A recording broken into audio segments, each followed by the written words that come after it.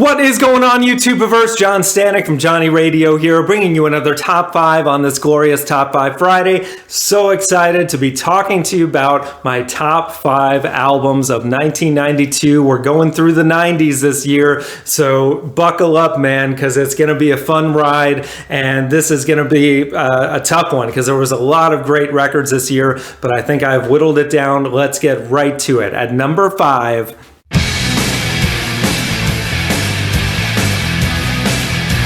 Core by Stone Temple Pilots. Man, what a debut album from this band who had multiple fantastic records throughout the 90s and still kind of doing their thing to this day, even though Weiland, rest in peace, is no longer with us. The whole band were just musically ahead of their time in some ways, and it really showed on some of the songs on this album, like Plush. The chord changes were so unusual and interesting, and Weiland really capitalizing on that vocally, doing things that were just very much in the grunge era of style, but very much his own spin on it.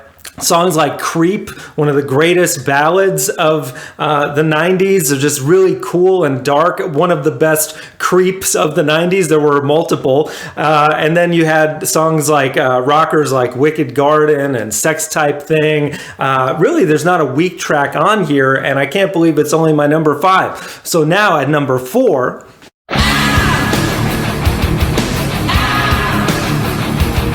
Dirt by Alice in Chains, another great grunge rocking band of that time frame, and this may be their greatest record, actually. I mean, you got the opener of Them Bones, which is so cool, just right off the bat with that awesome heavy just metal riff, and of course Lane Staley on vocals.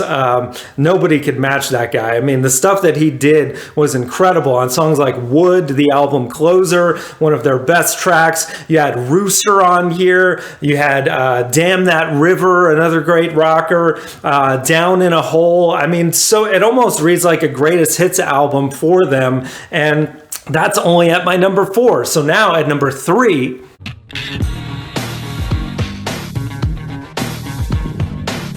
Us by Peter Gabriel. Yes, gotta love PG, man. And, you know, this was almost like a sequel to So in a way. I mean, it's also a two-letter word of the title. Steam feels almost like kind of a distant cousin to Sledgehammer, but in a very good way. I think a lot of people gave him heat for that at the time, like it's a substandard Sledgehammer. I think it's a fantastic track, but I think the gems on here are Washing of the Water and Digging in the Dirt, which, you know, a lot of influences to nature in a lot of these song titles, but both amazing songs that rival some of the best music of his whole catalog. Secret World, an amazing album closer. I mean, there's really not a bad song on this record, and Peter Gabriel, man, just one of the greatest voices in all of rock history, and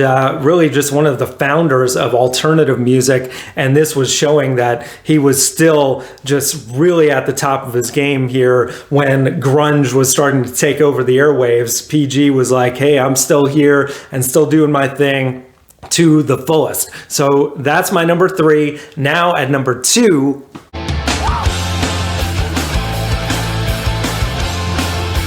The Singles movie soundtrack. Had to do it, guys. I mean, one of the greatest soundtracks of all time, not just because, I mean, you had so many great grunge songs, Wood showing up here again. I almost feel a little guilty doing this because, you know, there's a little bit of Alice in Chains overlap there, but then you had some amazing B-sides by Pearl Jam that didn't quite make their debut album 10, like Breath and State of Love and Trust, which was just an amazing song that probably should have been on 10, to be honest with you. And then you had other songs by Smashing Pumpkins, Screaming Trees, Nearly Lost You is one of the highlights of this album. And then you've got a Jimi Hendrix track. You got some Paul Westerberg, which is the stuff that I'm not quite as crazy about, even though it's good, but it's not quite as great as, let's say, Seasons by Chris Cornell. I mean, one of the greatest Chris Cornell songs of all time, of his entire career, whether you count Soundgarden, which also there's Birth Ritual. You had, of course, a Mother Love Bone track on here. So much classic stuff out of the early grunge era. Some of it like pre-grunge technically, and unfortunately you had no Nirvana on here, but it doesn't matter, man. Just everything on here is top notch, and yeah, that's my number 2. So now at number 1,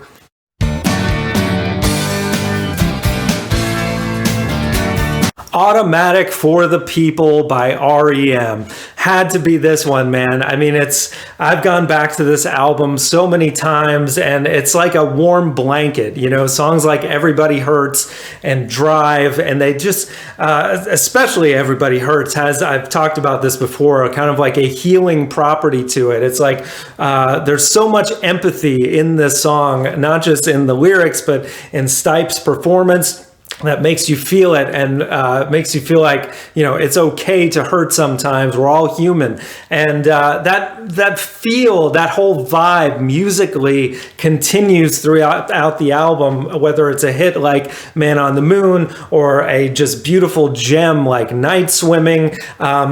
So many of my favorite REM songs are on this album. Even songs like Star Me Kitten, which would sound almost like a throwaway for another band. No, REM, man, every single song on here, all the way through Find the River, is absolute classic. And yeah, you've got to have this at your number 1. So guys, let me know what you think.